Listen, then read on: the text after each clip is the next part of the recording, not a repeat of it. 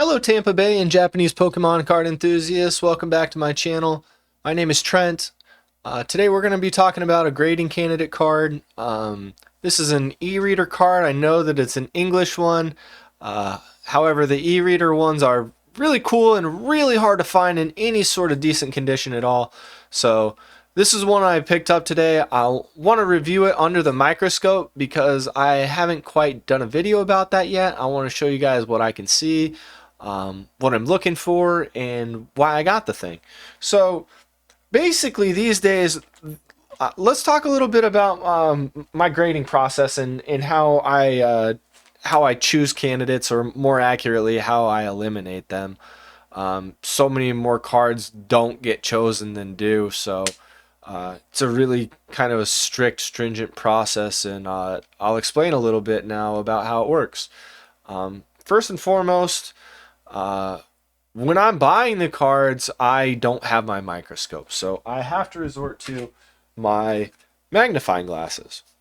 I've chosen to use the 2.5 times magnification lens because that seems to be the best one for me to see things that I wouldn't otherwise see, with while also not, seeing every single thing. The 5 times is really kind of intense to do a scan over a card. So that's why I chose the 2.5, and that's probably what I'll be sticking with.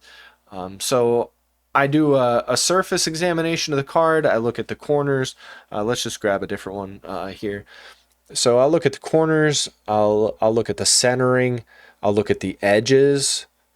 And then I, of course, look at the back. The back is where almost all of the trouble hides. If you can see a white spot with with your bare naked eyes, the card is basically dead as a 10 candidate. So that's a good way to eliminate a card. If you are on the fence about submitting it, look at the back. If you see a white spot, you it's not going to be a 10. Of course, there are cases where you may still want to submit that card anyway. It's they're ultra valuable 6s and 7s out there. Heck, there's ultra valuable 1s. It just depends on what the card itself is. So always do your research. Always look up what the card value is. It doesn't make sense to grade a card right now that's only worth $100, even if it could PSA 10, because it's going to cost you $100 to do the grading between shipping it there and the grading fee. So you won't make any money unless you really want to have that $100 slab in your collection. I wouldn't bother for a business purpose anyway. So back to brass tacks. Once I have determined that a candidate is centered, passes the eyeball test, then we'll scan it with a magnifying glass. Sometimes I'll purchase these cards knowing full well that they have an issue or two, and that's completely okay. Sometimes I'll know that they have 10. It doesn't matter. Like, if I really like the card, if I really like the interaction, if I feel like I want to say thank you to that vendor for being there, and more importantly for the selection that they have, like, I'm gonna buy something. Like, it's kind of disguised as a tip, but hey, it makes the machine. It's greasing the machine. It's helping those vendors out for taking the time to talk to me, for being gracious with their time, and it's not always about something needs to be graded. It's not always about something can't be in less pristine condition and me still not appreciate it. Just because I am attempting to be the gem mint pristine 10 guy, I want to find the most perfect cards that I can, I still appreciate all of them. Like, every card has a story, every single one, whether that be the story that it was given it by the company or the story of someone who loved it. Every card has a story. I never want that to get lost in my channel. Anyway, this one's about sometimes we get sidetracked. This one's about examining the card, so let's go ahead and wrap this up, because this probably won't take too long. As soon as we put this under here, like, we can see that it's not a perfect card, and that's completely okay. We've got some yellowing up here in the corner. I need to get a laser or something to point this out. My big fat finger is not quite going to do the trick. For now, we'll use a guitar pick.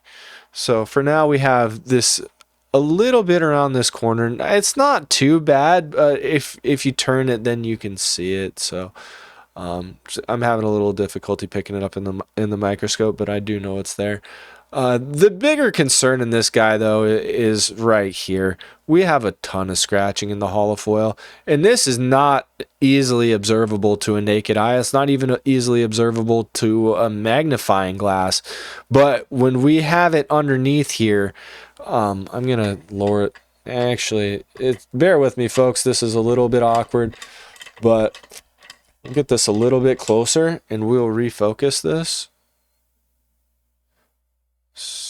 Bear with me. Now you can really see it through here, right through these waves. We've got these scratches here, and there are several, and this card is immediately dead as a grading candidate. I wouldn't submit this. Check your holofoils, people. It's where a lot of trouble hides. Your bare eye is not always going to catch these things, so if you're serious about grading and if you're serious about getting 10s, examine your cards, look them over. I have to use the magnifying glass, and I kind of gotten to the point where I believe if you're taking this seriously, then you really should too. Let me know how you inspect your cards. Let me know your process. Let me know how you pack them. Hit me up in the comments below. I'm really curious on other people's process. Do you clean them at all? Do you use swabs or wipes, or I've heard of folks using distilled water in a small wipe to remove some dirt or grime to just make sure that that candidate is as good as it can be when you send it off. And I've heard other folks say, no, you cannot do that because it could potentially alter the card. Let me know how you guys feel about it. Let me know if you've submitted cards that have been touched up or cleaned up, and how that affected their return from the grading company.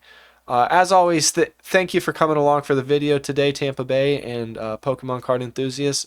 I hope to see you along for the next one.